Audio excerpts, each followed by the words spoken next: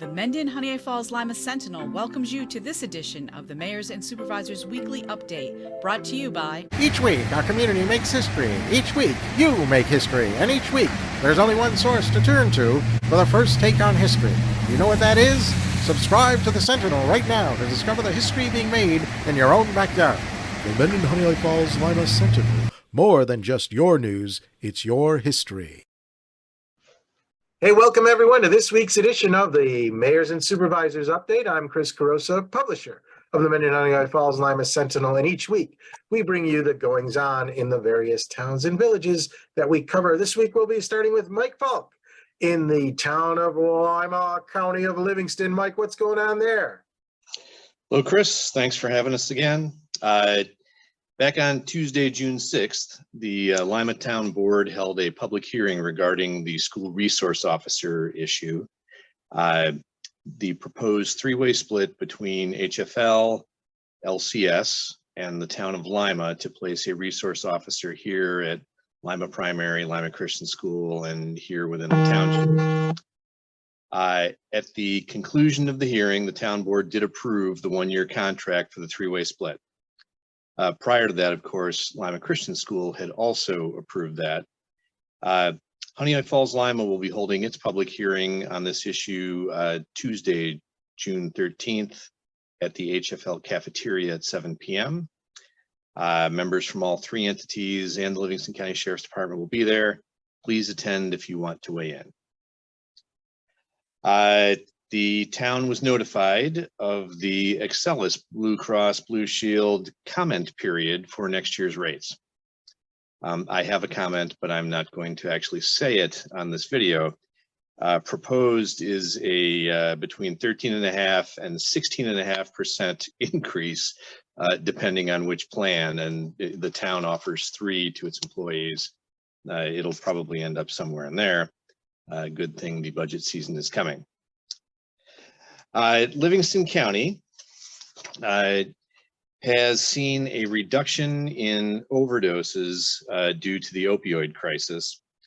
Law enforcement agencies using Narcan and first responders using Narcan is a big part of that. But some of it is the other programs. So New York State keeps track. They let us know that we're doing well. Overdoses involving opioids resulted in nearly 70,000 deaths in 2020 nationwide, 82% of those being with synthetic opioids. All in all, 932,000 people have died in the last 25 years from a drug overdose. 75% of those involved an opioid. If you would like to learn more about the local programs and support options, the Livingston County Health Department website is the place to go, or give them a call at 585-243-7520. The National Association of Counties has awarded Livingston County and its solar team the 2023 NACO Achievement Award for efforts in assisting communities in navigating the responsible development of alternative energy systems. Specifically solar and battery energy storage. Livingston County has put together sort of a TAC team that helps the local municipalities to work on this. The team does include NYSERDA, Livingston County Planning. They do have a solar coordinator on staff, MRB Group for the engineering experience, and the Genesee Finger Lakes Regional Planning Council to handle all of the rest of it. It has been very successful for us so far, and we're glad to see the award come in. Proposed Town of Lima Water District 5, the petition is still circulating. If you've not gotten a chance to sign it and you want to, call us here at the Town Hall, 582-1130, and you will get your information passed on to one of the petition walkers. If one of the petition walkers knocks at your door, please be polite. I hate to have to say that, but we did have 2 incidents where politeness was probably the furthest thing from the homeowner's mind, And we really cannot have that. There's no excuse for that. Please be your best self. And that's all I've got, Chris. All right. Thanks, Mike. Rick, over to you. Town of Honeoye Falls and Monroe County. What's going on there? Well, Chris, always good to see you and my co-workers here. We look forward to our summer concert series in the village beginning this coming Tuesday, June 13th from 6 to 8 p.m. The Amy Montroy's Trio kicks it off, and Main Street Cafe will be providing some food once again. We just suggest to people that you bring your chairs, blankets, and appetites. It's really great. It's usually a great evening, and we have a wonderful group of sponsors again, and we appreciate all of our local businesses for their support with us.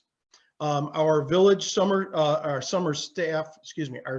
staff are now working their summer hours, which means they'll be starting a bit earlier in the day and thus leaving earlier as well. We do that usually with our DPW team to get them out of the sun as much as they can and in the early morning hours before it gets too hot. But we're going to be doing this with our office staff as well. And then our Friday hours are going to be cut where the team will be leaving by 12:30 every Friday. We're working the same amount of hours in the week, but just shifting some of the hours around. So it's simply a shift in the timing. There are many road and development projects being worked on throughout the area. We know the uptick in truck traffic and dump truck traffic coming through the village is always a concern. Notices are going out to our local quarries to ask for support and reminding the drivers to slow down within the village limits. We are also reaching out to our Monroe County Sheriff's Department B Zone and the New York State Troopers for enhanced traffic checks. With schools nearing the end of the year, we want to remind everybody and remember that there are many more children walking throughout the village and biking within our communities. Please watch out for them and drive safely through the village. Want to take a minute to congratulate all of our local student athletes for great seasons and for some of the sectional titles recently achieved. And then lastly, for the village and really the community in general, this week, the Canadian wildfire smoke has been quite strong within the area. And while it appears to be minimizing a bit now, the fires still rage.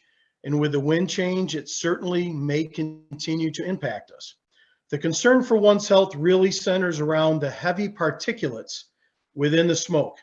These fires are burning much hotter than campfires, and there's really no comparison at all to what we're experiencing versus campfires that you might have at your home or at camp. The heavy particulates from the fire and its fuel are then compounded by other pollutants in the air. This can truly be harmful to many in many of our areas. There is an app called airnow.gov, which you may want to take a look at, and that does have some up-to-date air quality measurements. And if people want or need masks, the village does still have some available, and we will look to get more if needed. We continue to monitor this air quality in our area to the best we can. But, you know, at the end of the day, if you feel that, you know, that air is really bothering you, stay out of it as best you can. And if you know of people who really do have lung and breathing issues, make sure you keep an eye on them. As far as the county goes, really more of the same regarding the air quality. That's been a lot of discussion this week. But we're always talking a lot about the budgets. It's hard to believe we'll be getting into budget season before too long.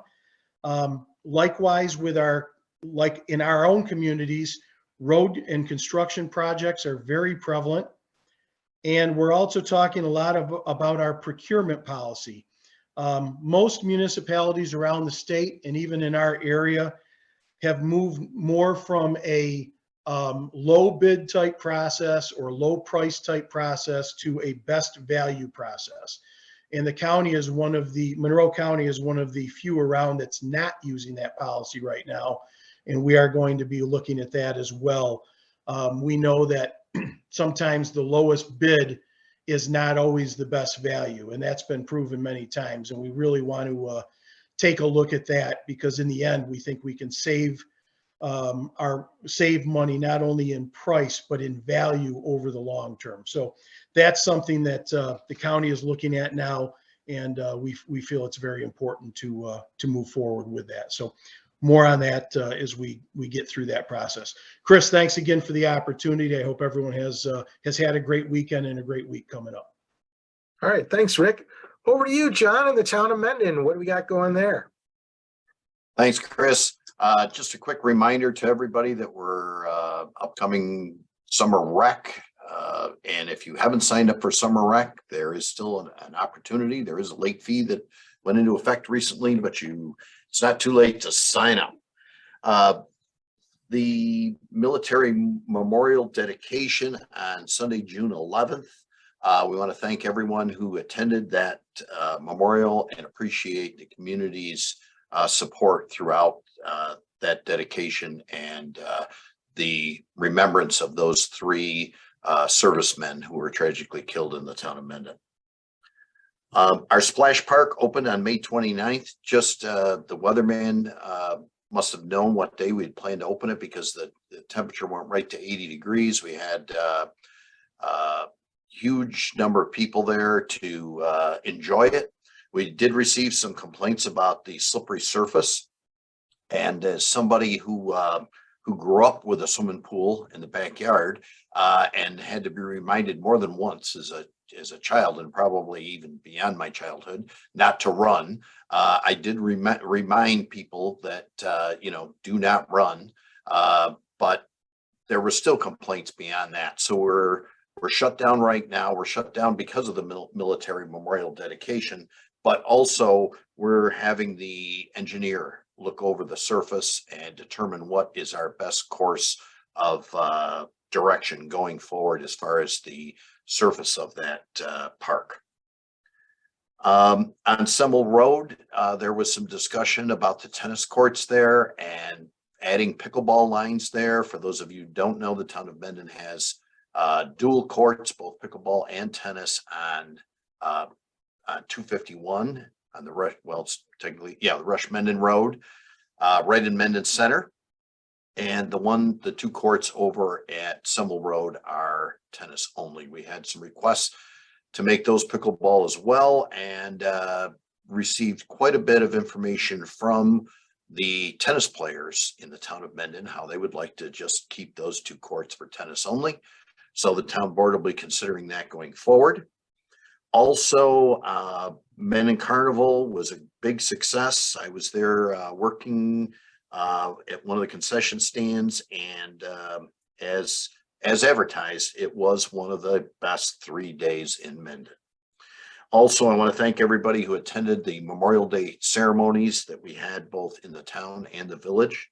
Appreciate all that. Our next town board meeting is June 12th.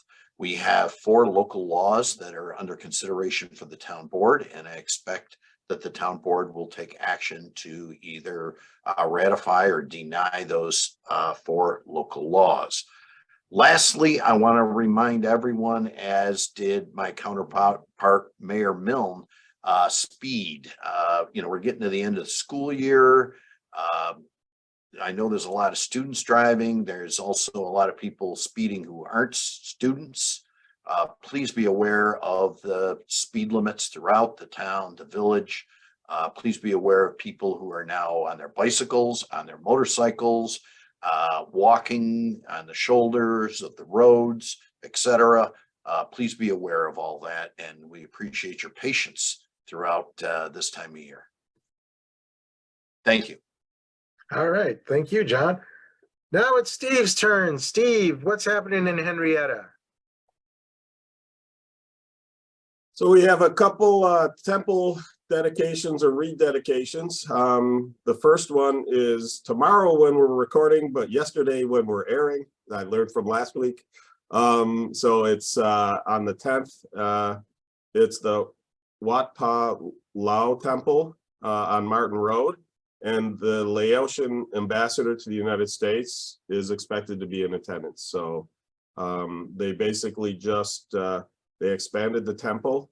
And so this is essentially the dedication and celebration of that new temple. In addition, the Hindu Temple of Rochester is rededicating their temple, and I will not try to pronounce the Hindu name for this celebration. It's far more syllables and I will just horribly butcher it. But that is on the Wednesday, the 21st.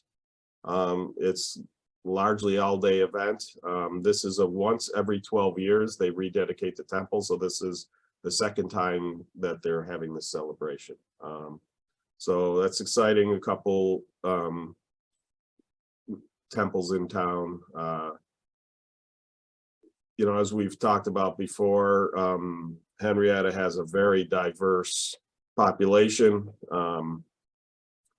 I think I've mentioned that we adopted a new slogan, "A Town for All." We recently had a multicultural celebration. So, you know, having these locations right, these temples right within our town is great to be able to serve those portions of our population. We have a number of new projects for the town itself going on. So we're started our new lighting for our Memorial Park ball fields. We've finalized the plans for fields A and B. And in fact, field B, we're converting from what is currently, it's kind of a softball diamond / football field. The football field is kind of squeezed in the outfield. We're actually going to eliminate the diamond itself and replace it with a multi-purpose football, soccer, lacrosse field that will be lit and does have a scoreboard. So that will also help with the 4th of July because the infield is kind of in the middle of the celebration. It makes it difficult to blend the food trucks around with the foul ball fences and the backstop. And in addition, we have to typically fence that whole thing off or else kids run around and kick up a ton of dust that lands downwind in people's picnic baskets. So so that'll be a nice conversion. So that's again just getting underway, and we're going to be replacing with new LED, higher energy efficient and dark sky compliant fixtures. So the new basketball, tennis, and pickleball courts. So we expanded the existing courts to add 8 new pickleball courts. Those we're waiting on. Unfortunately, the fencing is back ordered. We were hoping to have it up in place before the 4th of July, but that's not going to happen. But we're doing the lighting there as well, so there'll be new lighting for that. So we're excited about that moving forward. As I may have mentioned in the past, we're in the process of taking over operation of the municipal golf course. In the past, it was always operated by a family on an adjacent property. There's been a legal snag in terms of us taking over operation, so we're not actually operating the course this year. So we're using that downtime.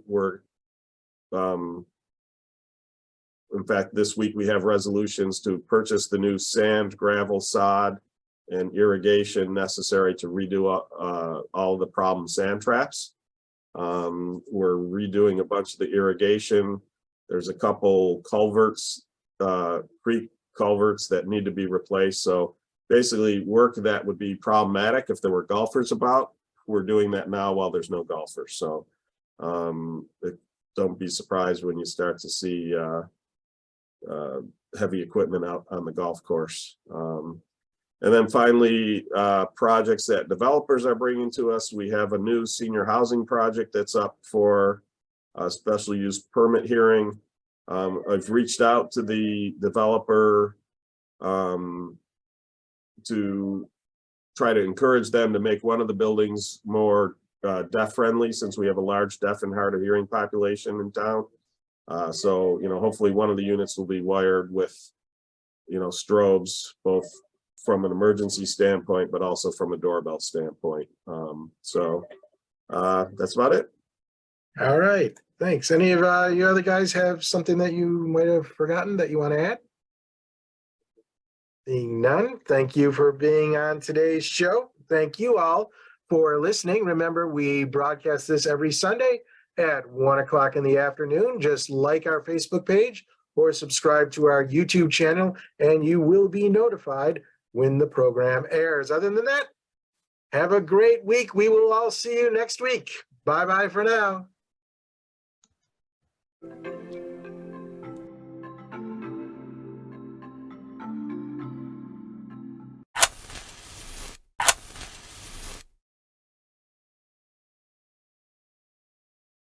Imagine yourself communicating with a difference. Pan-Dimensional Solutions helps you do this. Whether live spectator events, taped broadcasts, or real-time audience-engaging programs, you can benefit immediately from the tools Pan-Dimensional Solutions will share with you. Do you want to make a difference? Contact us at pandimensional.com.